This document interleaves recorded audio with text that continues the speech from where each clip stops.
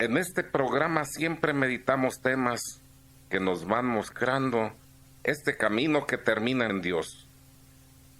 Y el día de hoy estamos de manteles largos en una fiesta muy grande, la de la Asunción de la Santísima Virgen María. Y como invitado de lujo tenemos al Padre Rafael Rodríguez, al que saludamos.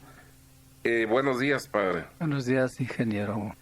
Y pues ya entrando en tema, Padre Rafael, yo he estado hablando los últimos 2 días sobre esas directrices en que la Sagrada Escritura nos va mostrando con ortodoxia, con precisión, los caminos y las exigencias del matrimonio, y Dios no hace excepciones. Habla lo mismo para el hombre, para la mujer, para los hijos.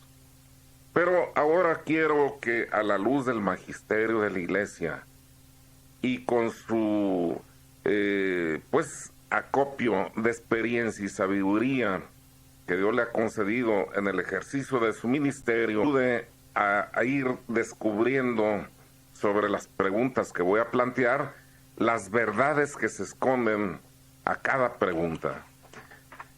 Se dice, Padre Rafael, que el matrimonio rato y consumado solamente se disuelve con la muerte. Quiero empezar a preguntarle, ¿qué es un matrimonio rato? ¿Y cuál es el soporte a la luz de la palabra de Dios en donde se nos habla de esa indisolubilidad del matrimonio? Sí, ingeniero. Quiero explicar desde el rito del matrimonio en qué momento se llama rato el matrimonio. El sacerdote tiene presentes a los novios y pregunta: ¿han venido aquí, hermanos, para que el Señor, ante el ministro de la Iglesia y ante esta comunidad cristiana, consagre con su sello el amor que ustedes se tienen? Dice el sacerdote: este amor Cristo lo bendice abundantemente y con un nuevo sacramento a ustedes, a quienes por el bautismo ya ha santificado. Los va a enriquecer, a dar fuerza para que se guarden siempre mutua fidelidad y puedan cumplir las demás obligaciones del matrimonio.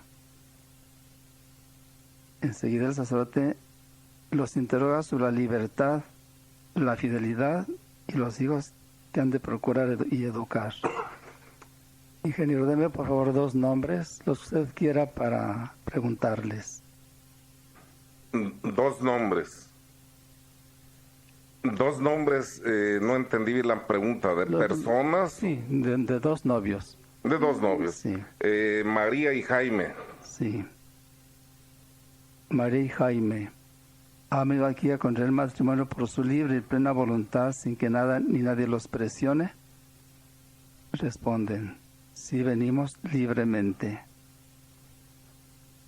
¿Están dispuestos a amarse y a honrarse mutuamente en su matrimonio durante toda la vida? Responden: sí, estamos dispuestos. ¿Están dispuestos a recibir con amor los hijos que Dios les dé y educarlos según la ley de Cristo y de su Iglesia? Responden: sí, estamos dispuestos. Aquí se notan que vienen con libertad,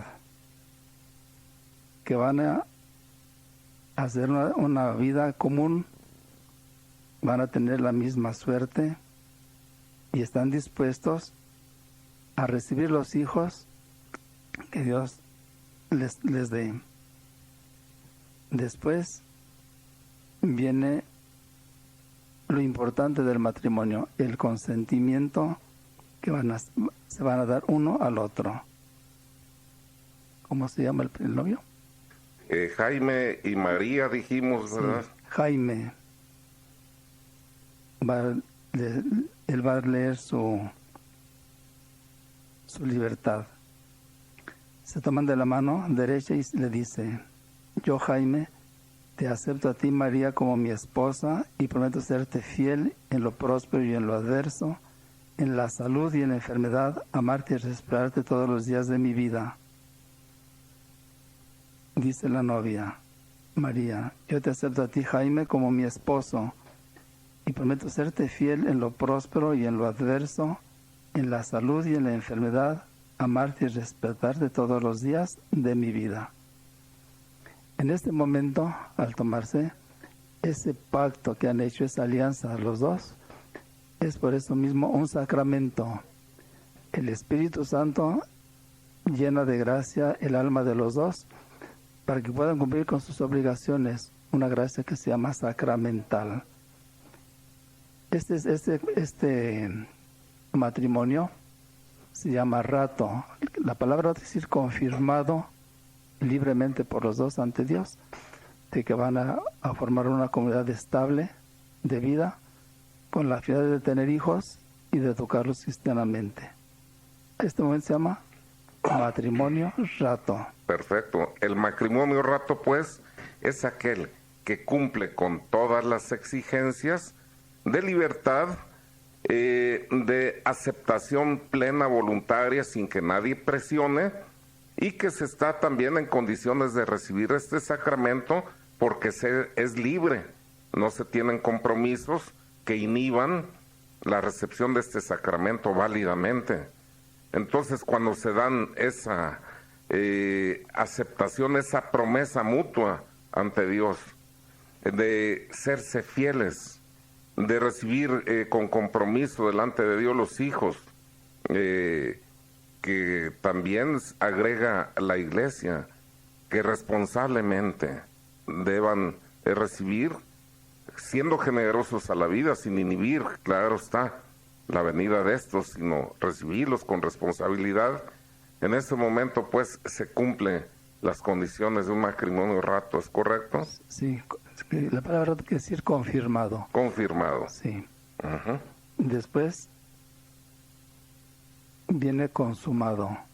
Perfecto. Cuando ya tienen las relaciones propias, sexuales propias del matrimonio, se llama matrimonio consumado. Dice el canon 1141.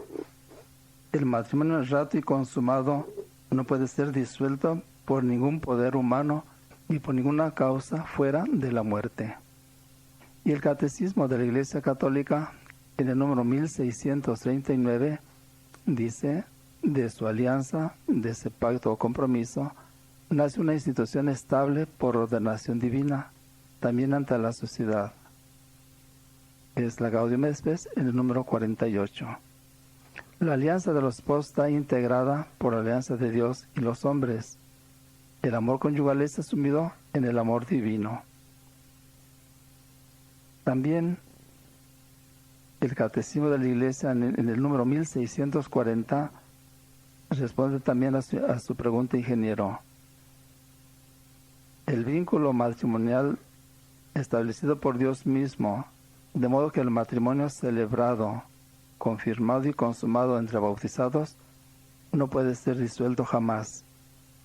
Este vínculo, que resulta del acto humano libre de los esposos y de la consumación del matrimonio, es una realidad ya irrevocable y da origen a una alianza garantizada por la fidelidad de Dios.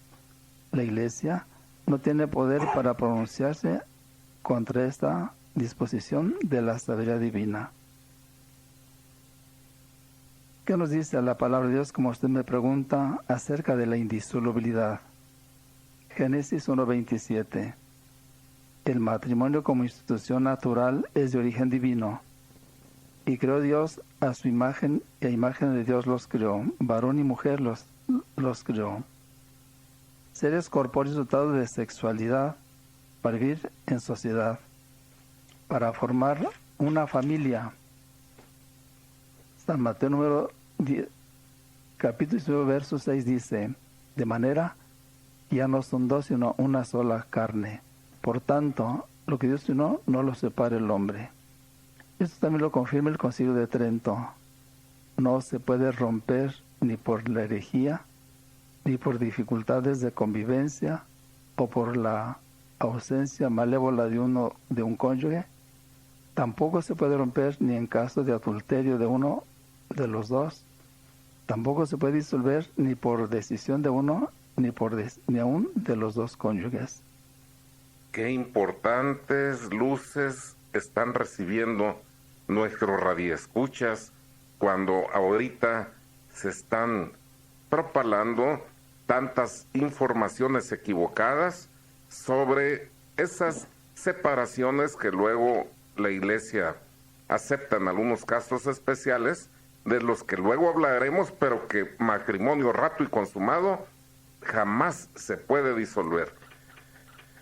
Me pasan, no es de este programa, sino del pasado, dice que habló una señora que ayer en el programa de las 11 de la noche dijeron que la Virgen no murió, y que, como dijimos en Vidas Ejemplares, que sí murió, que se está confundiendo a la gente. Les voy a explicar. Cuando se hizo la proclama del dogma, Su Santidad Pío XII cuidó mucho de no hablar de la muerte o no muerte de la Santísima Virgen, sino que dice, terminado su curso de vida terrena, fue elevado al cielo en cuerpo y alma. De tal forma que mientras no viene la proclama nueva de ese dogma que estamos esperando, que es el de la corredentoría de la Santísima Virgen María, bueno, pues si alguien dice que la Santísima Virgen murió uniéndose a la muerte de su Hijo Jesús, que también no tenía por qué morir, y lo hizo por salvarnos, por redimirnos, está bien. Y si alguien dice que no murió, también está bien. O sea, la definición del dogma, por eso evitó hablar de la muerte. Y ahí hice la aclaración y seguimos con lo que estamos revisando. Padre Rafael, actualmente mucha gente dice que la Iglesia está divorciando a las personas que se han casado, dando su juramento en el templo ante Dios, ante el sacerdote y ante la comunidad cristiana. ¿Es esto verdad? ¿O en qué caso la Iglesia acepta la disolución de un matrimonio? Sí, ingeniero. En la Arquidiócesis de Guadalajara hay un tribunal eclesiástico que revisa procesos de nulidad matrimonial y tiene unas guías para hacer alguna declaración. Por cierto, me decía usted que va a dejar algunas de ellas aquí en los teléfonos de Radio María, por si alguna persona quiere conocer bajo qué causas o en qué condiciones la Iglesia revisa cuando un matrimonio pues puede ser anulado, y más que anulado, a lo mejor se tendría que hablar de por qué nunca existió matrimonio, tal vez. Pero en fin, aquí les va a dejar una guía para la redacción del libelo en el proceso de nulidad matrimonial, que viene del Tribunal Eclesiástico en la primera instancia de la Arquidiócesis de Guadalajara, y lo van a poder recoger las personas que quieran en los teléfonos de Radio María. Pues adelante, padre. Toda persona que tenga dudas razonables acerca de la validez de su matrimonio canónico deberá tener una primera entrevista con su párroco, con el fin de recibir la orientación necesaria. En caso de existir razones válidas para la introducción de la demanda, él mismo desempeñará la función de abogado en la causa y por lo mismo señalará las causales que, de acuerdo con el Código de Derecho Canónico, fundamenten su demanda, las cuales constarán en el libelo. ¿En qué caso la Iglesia declara nulo el matrimonio religioso ya celebrado?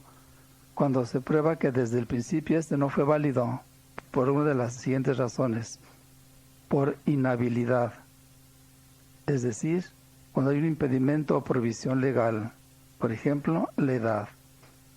El canon 1083 dice así: no puede contraer matrimonio válido el varón antes de los 16 años cumplidos, y las mujeres antes de los 14 años también cumplidos.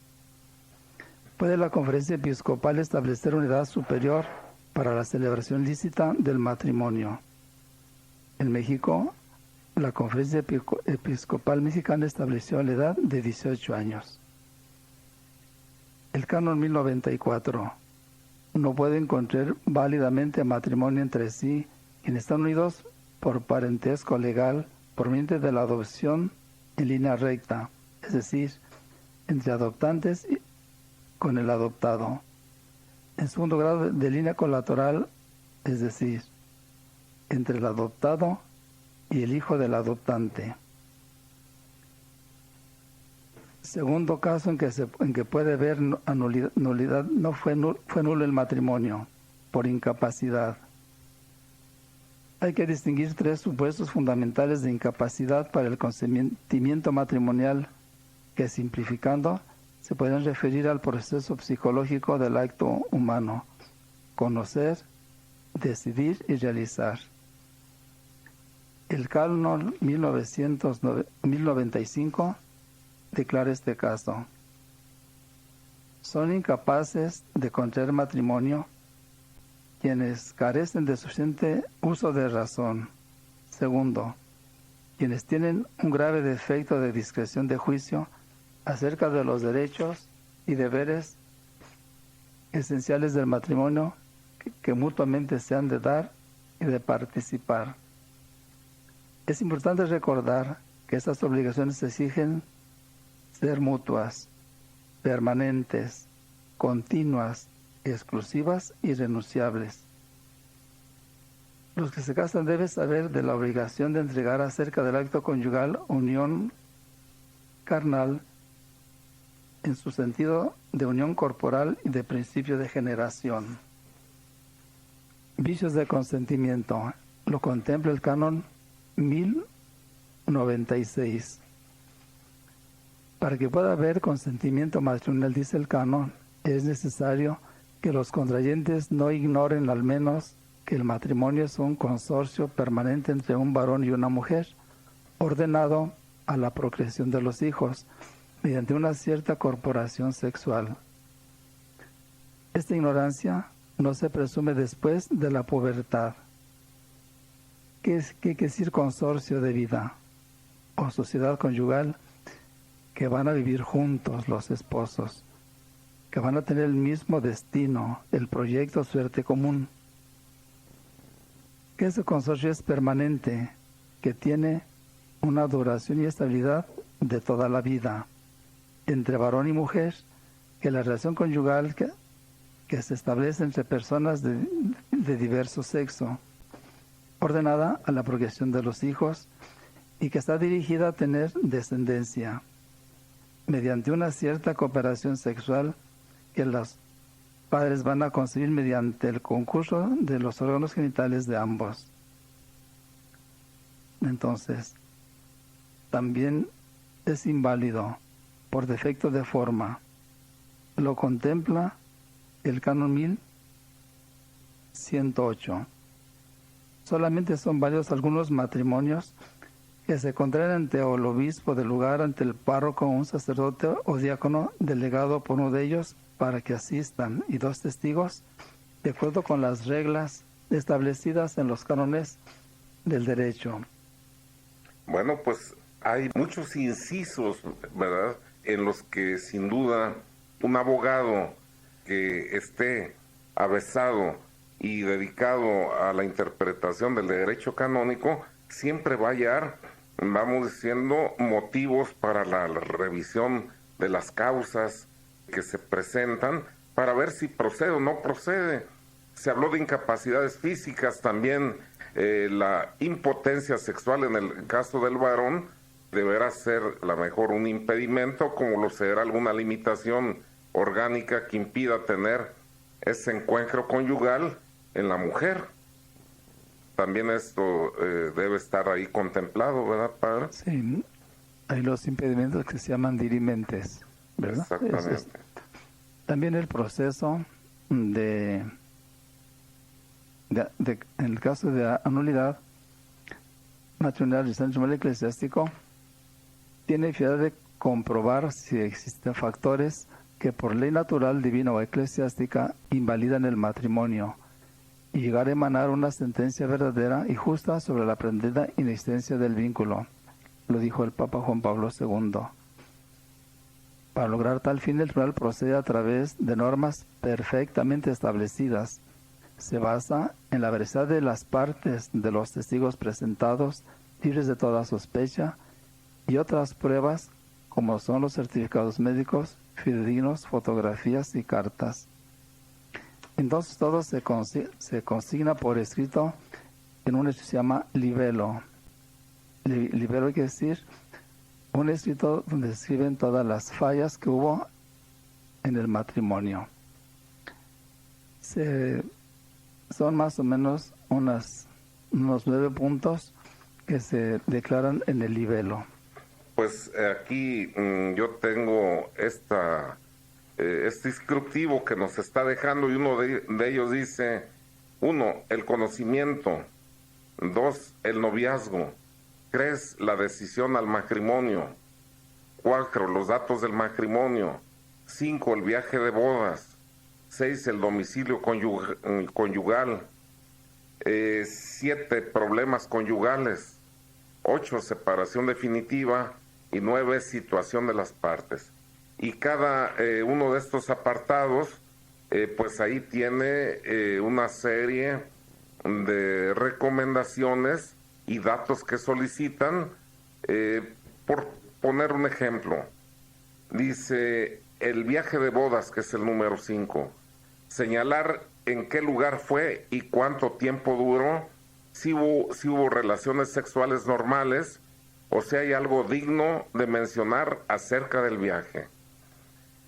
En el domicilio conyugal, si fueron varios, señale además del domicilio el tiempo aproximado que vivieron en cada uno de ellos, y si vivían solos o con familiares de algunos de los dos. En cuanto a problemas conyugales, que es el 7, indicar con detalle cuándo comenzaron sus problemas, cuáles fueron las causas de estos, si hubo o no separaciones temporales, en un intento de resolverlos, qué hicieron, a quiénes recurrieron, por qué no lograron solucionarlo. Y en el 8, que es la separación definitiva, dice señalar cuánto tiempo duró la convivencia conyugal, cómo o en qué circunstancias se produjo la separación definitiva. Pues en fin, todas estas cosas vienen en el instructivo que les van a pedir las personas que quieren o necesitan que sea revisada su causa de anulación de matrimonio, pues para que sepan entonces que es un proceso que se apoya en estos 9 puntos de entrada para luego seguir revisando la causa. Estábamos por preguntarle al Padre Rafael, siendo pues el matrimonio de institución divina, sabemos que Dios concede 3 bienes a los legítimamente casados, a saber, la prole, la fidelidad y el sacramento. Y en estos 3 bienes se sintetiza toda la doctrina del matrimonio cristiano. ¿Qué nos puede hablar usted acerca de esto, Padre? El Papa Pío XI, en su carta encíclica Casti Connubii del 31 de diciembre de 1930, explica, siguiendo las palabras de San Agustín: estos son los bienes por los cuales son buenas las nupcias: los hijos, la fidelidad, el sacramento. La fidelidad. El Catecismo de la Iglesia Católica número 1646 dice: el amor conyugal exige de los esposos, por su misma naturaleza, una fidelidad inviolable. Eso es consecuencia del don de sí mismos que se hacen mutuamente los esposos. En el Agadium et Spes, el número 48 dice: esta íntima unión en cuanto a donación mutua de 2 personas, como el bien de los hijos, exigen la fidelidad de los cónyuges y urgen su indisoluble unidad.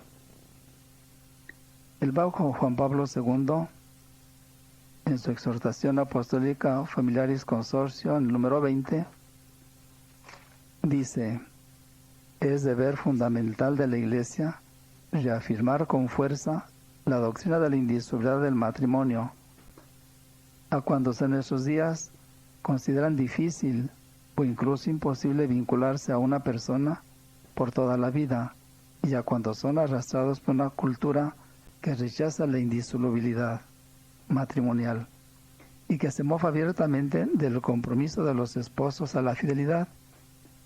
Dice el Papa: que es necesario repetir el buen anuncio de la perenidad del amor conyugal que tiene en Cristo su fundamento y su fuerza.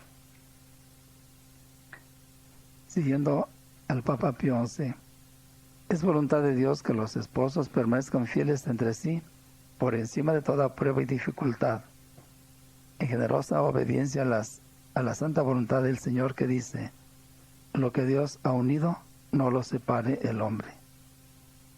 San Agustín dice: en la fidelidad se tiende a que fuera del vínculo conyugal no se unan con otro o con otra. En los hijos que se reciban con amor, se críen con la benignidad y se eduquen religiosamente. El acástico 9, en el número 9, habla del segundo bien que son los hijos. Los hijos, por tanto, ocupan el primer lugar entre los bienes del matrimonio.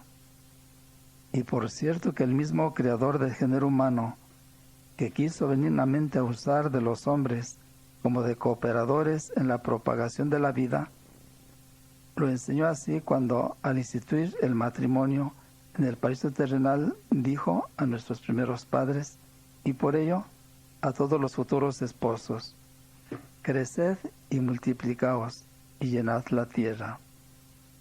San Agustín, lo cual también bellamente dice el Papa, deduce de las palabras del apóstol San Pablo a Timoteo que se celebra el matrimonio.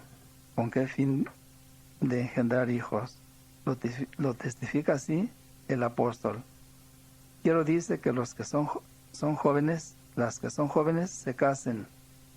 Y como si preguntara con qué fin, añade enseguida: para que críen hijos, para que sean madres de familia. Pero hay algo más: el fin sobrenatural de cada hombre. Dios además quiere que sean engendrados los hombres, no solamente para que vivan y lleven en la tierra, sino muy principalmente para que sean adoradores suyos, le conozcan y le amen, y finalmente le gocen para siempre en los cielos, donde fácilmente aparece como gran don de la divina bondad cuán egregio o notable y dulce fruto del matrimonio sean los hijos, que viene a este mundo por la virtud omnipotente de Dios, con la cooperación de los esposos. Sigue el Papa Pío XI: tengan en cuenta los padres cristianos que, además de lo dicho anteriormente, los padres ayudan a conservar la especie humana, haya adoradores de la Santísima Trinidad, pero también para injertar nueva descendencia en la Iglesia de Cristo, a procrear con ciudadanos de los santos y domésticos de Dios, a fin de que crezca cada día el pueblo dedicado al culto de Dios y de Jesucristo nuestro Salvador. A los pocos días de su nacimiento, los padres llevan a sus hijos a la iglesia para que los bauticen y reciban la vida sobrenatural de la gracia, participación de la naturaleza divina, se hagan miembros vivos de Cristo, partícipes de la vida inmortal y herederos de la gloria eterna, y que todos de corazón anhelamos. Después de esto viene la educación de los hijos. Está bien claro, según lo que exige Dios. Dice: este derecho y obligación de educar a los hijos pertenece de primer lugar a los padres. No pueden exponer a la ruina si confían su educación en manos ajenas. La familia cristiana unida a Dios y entre sí son los que mejor pueden educar a sus hijos en la fe, en el amor a Dios y al prójimo, donde están los mejores estudiantes, los profesionistas calificados que pueden tomar de dirección en las empresas y de gobierno. Después, la alianza matrimonial por la que el varón y la mujer constituyen entre sí un consorcio de toda vida, ordenado por su misma índole natural al bien de los cónyuges y a la generación y educación de los hijos. Fue elevada por el Cristo, Señor, a la edad de sacramento entre bautizados. Por tanto, entre bautizados no puede haber contrato matrimonial válido si no sea por el mismo sacramento. O sea, el tercer bien del matrimonio, que es el sacramento. Palabra que significa tanto la indisolubilidad del vínculo como la elevación y consagración que Jesucristo ha hecho del contrato, constituyéndolo signo eficaz de la gracia. Cristo fijó la indisolubilidad. No separa el hombre lo que ha unido Dios. Y cualquiera que repudia a su mujer y se casa con otra, comete adulterio. Y el que se casa con la que fue repudiada por el marido, comete adulterio. Y en tal forma, la disolubilidad hace consistir, San Agustín, lo que él llama el bien del sacramento con estas claras palabras. Por sacramento, pues, se entiende que el matrimonio sea indisoluble y que el repudiado o repudiada no se una con otro, ni aun por razón de los hijos. Bueno, pues qué clara está pues la presencia en la palabra de Dios de esa indisolubilidad y además de cómo el fin del matrimonio pues es esa fidelidad que se deben guardar. Y en cuanto al uso del matrimonio en vía a la procreación, también debe decirse que ese uso en un momento dado de mutuo consentimiento pues puede privarse, abstenerse del encuentro conyugal sin que deje de haber matrimonio, como fue el caso de la Santísima Virgen y San José, que estuvieron legítimamente casados sin usar el matrimonio en cuanto al encuentro en la carne se refiere. Pues quedan tantas preguntas que yo tengo aquí por hacerle, Padre, por el tiempo se nos está viniendo encima, se nos vino ya encima, y hay aquí pues llamadas con algunas preguntas que a lo mejor vamos a empezar a revisar, ¿verdad? Y la próxima vez continuamos con este tema donde lo dejamos porque hay muchas cosas muy importantes que debe saber la gente a propósito de las obligaciones que hay en el matrimonio de cara a Dios, y para que no se interprete pues en forma equivocada que la Iglesia está separando, está dando divorcios, sino que hay causales que llegan a definir que un matrimonio jamás se dio, pero matrimonio rato y consumado, o sea, confirmado y consumado, lo acaba de explicar el Padre Rafael, nadie lo puede disolver. Sería ir contra la palabra de Dios, sería ir contra el magisterio, y eso no se da. Aquí Felicitas Morfín de Arenales Tapatíos dice que su hija le prohíben comprar cierta marca de detergentes porque dicen que las utilidades de estos productos lo ocupan para apoyo de algo maléfico, y pide una flor del Jardín de María para toda su familia. Bueno, pues sí, han circulado estas cosas diciendo que si hay una serie de productos, no sabemos que si en un momento esto se maneje en una guerra comercial o sea auténtica, pero sí ha caído también a mis manos esa lista donde hacen acopio de información y dicen que los dividendos, las ganancias, las destinan para promover el culto satánico. Esto que nos lo confirmen los padres exorcistas. La próxima semana que me van a estar acompañando lunes, martes y miércoles, el jueves doy un tema yo de matrimonios, siguiendo la secuencia que he establecido en la catequética matrimonial. El viernes me va a acompañar de nuevo el Padre Rafael para agotar este tema que quedó pendiente. Pero entonces con los exorcistas yo me llevo esta pregunta para que ellos no la confirmen. La señorita Martita de la colonia Tlaquepaque pregunta: cuando uno de los cónyuges padece enfermedades mentales ¿Qué pasa con la pareja? ¿Qué papel juega la pareja del enfermo? Si esta enfermedad vino después del matrimonio, hay que pedirle a Dios que les dé paciencia con su enfermo.